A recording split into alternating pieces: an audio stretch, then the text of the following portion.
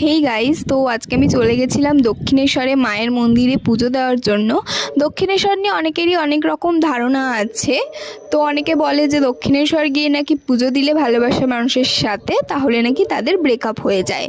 কিন্তু আমি এটার সাথে একদমই একমত নই, কারণ আমার মনে হয় আমরা যখন মায়ের কাছে পুজো দিতে যাই, মা যখন দেখেন এরা দুজন দুজনের সাথে ভালো থাকবে, এরা দুজন ভালো আছে এবং এদের ফিউচার আছে, মা কখনোই তাদেরকে আলাদা করে দেবেন না।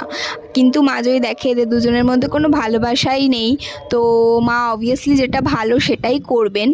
আর আমার মনে হয় এরকম অনেক আমি দেখেছি যে এরকম অনেক কাপেল আছে যারা পুজো দিতে এসেছে মায়ের কাছে, তাদের সম্পর্ক বিয়ে অবধি টিকে গেছে। তো আমার মনে হয় না মা কারোর ক্ষতি করেন, মা সবার ভালোই চান। তো আমার যখনই কিছু হোক বা না হোক, আমি সবার আগে দক্ষিণেশ্বরে মায়ের মন্দিরে যাই। তো আমার পুজো দেওয়া তো কমপ্লিট, এখন আমি জাস্ট বাড়ি চলে যাচ্ছিলাম রিক্সা করে। তো টাটা, আবার পরের ভিডিও।